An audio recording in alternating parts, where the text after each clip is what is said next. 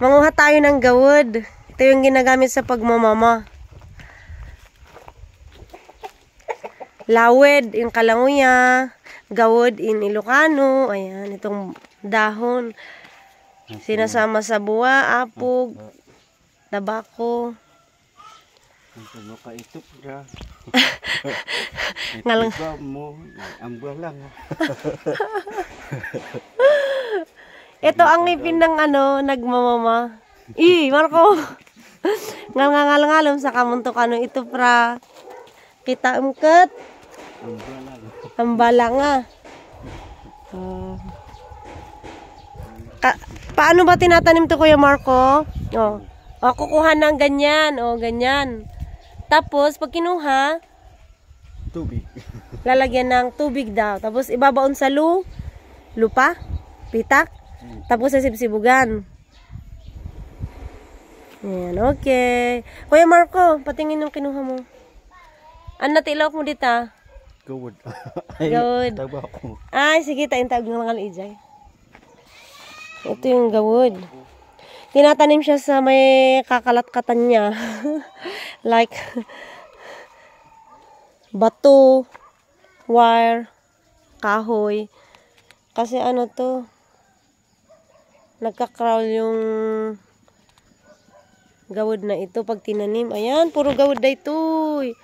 Hanggang ijay bato ijay, baba. Kasi mahilig magngal-ngal ang mga tao dito sa bundok. Ayan. Gawod. Ayan, pwede po. Maliit. Malaki siya.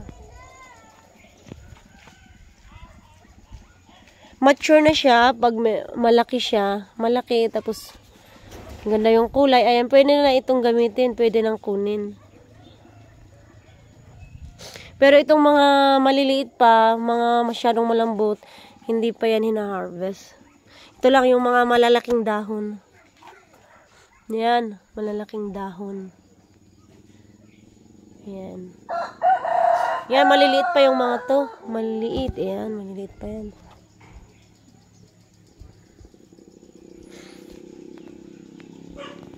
Ang pag-aalaga lang dito ay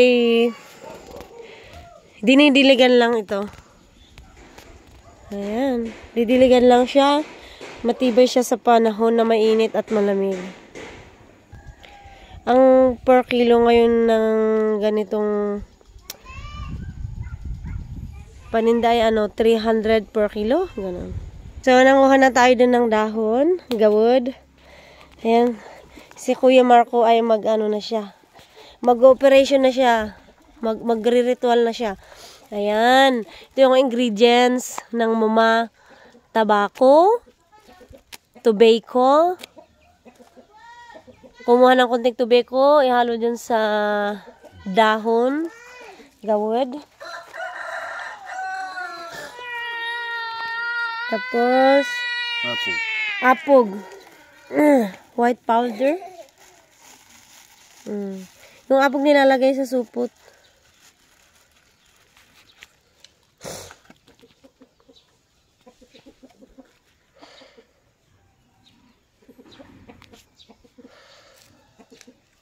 Yan, tapos ilalagay sa bunganga. Yung mga first time na nagmumuma, parang nahihilo sila, ganun. Kasi medyo matapang to. Naghalo ang apog, gawod at saka tabako. Kuya Marco, yun lang ba? Tabako, lawod, buwa. Kung meron kang sapang, pwede mong haluan. Wala nang iba. Anong laman ng iyong bag? Puro, barawa. Ay, buwa! Buwa, ipakita mo yung buwa, kuya. Ito yung buwa. Buwa. Anong English ng buwa? Ito, yung buwa. Hinahalo din siya.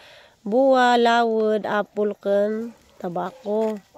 Pag nagsama-sama yan, ayos na ang buto-buto. Pag tinupra, kulay red. So, lahat ng mga naganganga dito ay may meron silang sling bag. Meron silang balinggaw. Meron silang galgalan like this. Small bag.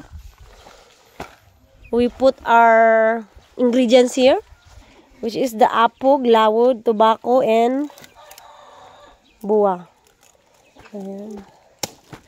Parang ano, comfort na liwliwa ng mga nagtatrabaho. Si kuya, so habang nagtatrabaho siya, nagngangalangal siya. Parang kinikendi.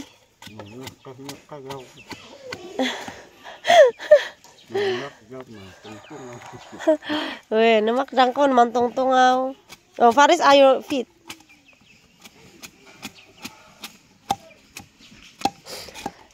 Yung bag namin na pangalngal, dapat ito merong lighter or posporo para pag pumunta sa garden, sa forest, ay may gagamitin na pampuor.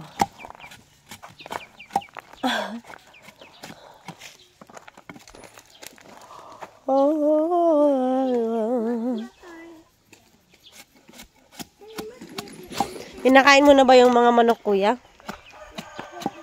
Ano pinakain mo? Mais. Mais. Mga tirang kanin, ganun pinapakain. May mais na bibili.